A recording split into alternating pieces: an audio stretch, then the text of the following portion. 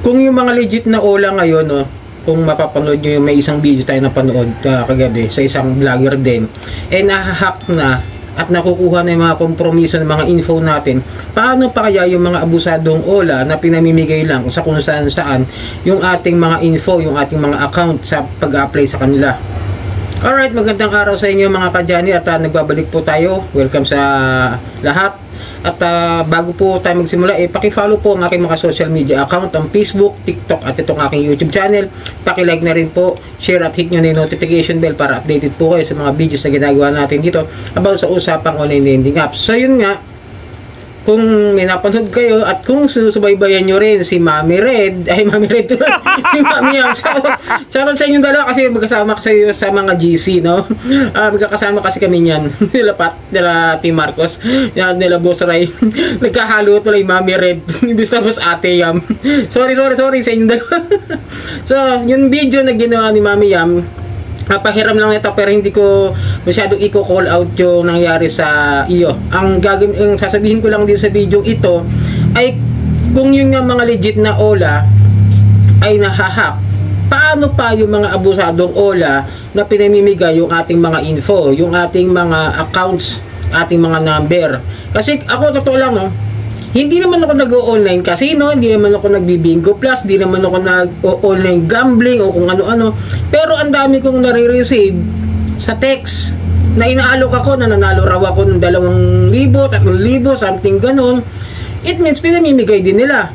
Tapos nakakatanggap din ako ng mga ilang pag-aalok o promo dun sa mga ibang Ola na hindi ko naman na-applyan pa at nare-review pa. So it means, diba, kung yung legit nga na hack magkano yung nakuha kay Mami Yam? Almost 34,000. Ganun kalaki. Tapos, nagkaroon lang ng parang sabihin natin glitch problem, pero gumagamit yung hacker ng iba't ibang aparato. Like yung sinabi nga niya na iOS na hindi naman siya mayroong ganung klase ng mga gadgets.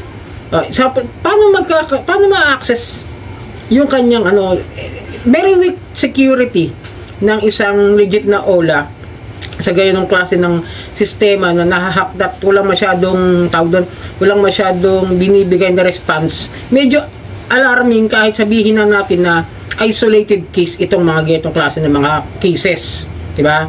Kasi para sa akin ang bill is na yan, yung mga Juanhan, yung mga Tala, Kasyalo, para sa akin dapat mas ma-secured yung ating mga info sa kanila. Katulad nun, kung 34,000 yung nawala kay Mami Yam, ang laki ng bagay na nawala tapos hindi siya ang gumamit, it means babayaran pa ba niya yun? Shoulder pa rin ba yun? O dapat i-shoulder na sa Ola na yan? Siyempre kailangan imbestigahan. O again, lalakad yung report na yon, di ba? Mga ilang araw, ilang linggo, ilang buwan. Siya ba magbabayad by that time na umuusad yung nailabas ng hacker? Ganun ba yung magiging sistema? Tapos mangyayari yun, mahanap ba nila yung hacker na yan? Magkakaroon ba ng conclusion sa magiging investigasyon? Napakalaking pera nun, hindi yung basta-basta 34,000. Kahit nga ako, hirap ako magkaroon ng ganung pera sa loob lang ng isang Ola. Hindi ako apply o nakakaloan ng ganyang kalaki. Minimum na ako sa 7,000. Hanggang doon lang ako, ayoko na dahil nga tinigil ko na rin yung pag-apply sa mga Ola. Pero kung sa mga credit score ang gusto niyo mangyari o credit tawag doon sa mga good credit score ninyo, gusto niyo maging batayan niya para magkaroon kayo ng mga access pa sa ibang mga Ola para maging good creditor kayo at magamit yun in case in the future, kailangan talaga maayos. Ang problema nga, tulad yan, kahit ako, same kami nang iniisip ni Mami Yam, na kahit ako, hindi ko babayaran yung Ola na yun, na hindi naman ako ang gumamit. Siyempre, kahit ako lalaban na lang ako ng legal. Kasi, ang hirap Hindi mo naman nagamit yung pera, iba yung gumamit, tapos ngayon ikaw yung magbabayad dahil lamang sa glitching problems o something na kung ano man yung nasa isip ninyo, kung comment nyo kung ano yung nasa isip nyo rin about kung yan ba system error, inside job or something. Hindi tayo nag-ano rito, hindi tayo nagbibintang. Yung mga possible lang na pwedeng nangyari about that situation. Panoorin niyo na buo yung sa channel ni Mami Jam, no? Kagabi, kaya nga nagulat din ako, no? Legit yung bill is, wala akong naging problema dyan. Never ako nakatanggap ng mga harassment. Only reminded at ngayon inaalok ako ng talagang promo, principal amount at saka isang raffle na kung saan pwedeng mawala yung mismong principal at yung mga wave, yung mga penalties ko, i-waive yun kung ako yung mananalo sa raffle nila para mabayaran ko yung utang ko. But still, tandaan nyo, kung doon nga sa legit nangyayari yan, paano sa mga abusadong OLA na kung saan-saan, kung sino-sino yung mga papasahan nila, di ba? Last year nakahiram tayo sa mga ilang OLA. Actually 5 lang naman yung aking OLA, hindi man ako nasagad na sa umabot sa katulad ng iba na may 10, may 20, may 30, may 40, may 50 pa nga ako nakausap umabot ng 200 yata o 300,000 yung lahat ng utang niya. Kapag pagsasama-samahin yung mga OLA na yon, ganun kalaki. Ako hindi naman, medyo maaga akong nagising sa katotohanan na imbis na makatulong sa akin, nalubog ako sa utang. Kaya nga tinigilan ko yan at yun, awa naman ng Diyos. Hindi ko na pinagpatuloy manghiram. Then, still, kung yung mga abusadong OLA na namimigay, makukompromiso nga yung ating mga account at maaaring makuha rin ng iba.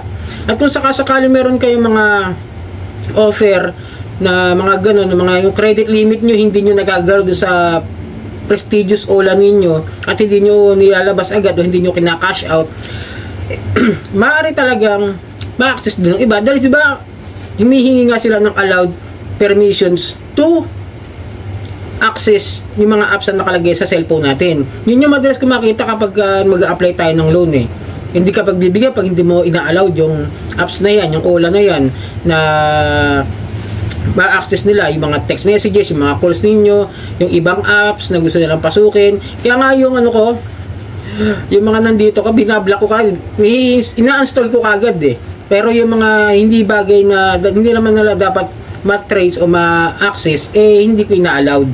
Kasi minsan may back account kasi ako sa isa doon sa isa kong phone na ginagamit kong pa-review. So yun nga, sabi ko sa inyo, medyo nakaka-alarming kahit isolated case itong nangyari kay Mami Yam. Na which is, siguro by time, tinitignan natin yung mga account natin dyan sa mga legit na OLA. Kung ano yung nagiging status natin. Tulad nun, ang alam ko ngayon sa bill is meron silang updated system verification na kung saan kapag ikaw ay magka-cash out o maglo-loan, may face verification pa muna bago nila pagbigyan o i-allowed yung loan na yon. Pero nagtaka nga ako, bakit medyo napaisip din ako sa nangyari kay Mami Yam na nag-top up doon sa Lazada. May pinaggamitan na ibang dadaanan yung hacker na yon para mailabas niya yung pera. Paano kung hindi pa pala siya nakakasubaybay doon sa kanyang account, doon sa email na pinapasa na yung unusual na mga ginagamit para mai-access yung isang account niya. 'Di ba dapat maglalabas muna ng OTP para ma-ensure kung siya ba talaga yung naglalabas ng pera niya. O maaring may kumukuha o maaring talagang may nagnanakaw nung kanyang credit limit doon sa isang legit na OLA. Medyo kaya medyo mag-ingat-ingat kayo sa pag-apply din sa mga OLA. Alalahanin ninyo, lalo ngayon, bare months. Kaya yung mga ganyan, yun ang pinakakupal na nakita ko. Legit na OLA ang pinasok, hinak, at kumuha pa ng malaking halaga. Baka mamaya yung iba dyan, mayroon na rin kayong ganun, hindi nyo lang napapansin. Tignan nyo yung mga bill is account ninyo, o yung mga Juanhan account ninyo, yung mga kasyalo, something, basta kung ano yung mga may credit limit, mga hindi nagagalaw na pera dyan sa mga OLA o dyan sa mga, kahit sa mga GCash account ninyo, sa e-wallet ninyo, mga Maya. Possible kasi, di ba, nag-viral yung mga nawawalang pera dyan sa mga e-wallet. At ito, example naman na sa OLA na ito na pinasok ng hacker. So mag-ingat-ingat na lang po tayo ngayon at maging aware tayo o cautious dito sa mga OLA na pinapasok natin. Pag-isipan nyo muna maigi kung ano ba yung dapat gawin at always report yan kung mangyari sa inyo. Pwede nyo i-report sa mismong lending company at kung sakaling walang maging action, alam ko pwede i-report sa SEC to forward it. Tapos National Telecommunications, something like that, pwede rin yata para matrace kung may number bang ginamit yung hacker na yon. At sa DICT, yung Communications Technologies, something to Department kalimutan ko tuloy. Basta meron pang isang ahensya na tumutulong para dyan sa mga klase ng mga scam o hacking na ginagawa ng mga hacker na yan.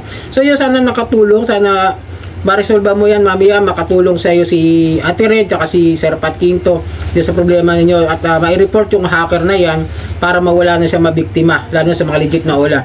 So yun, sana nakatulong ang video ito.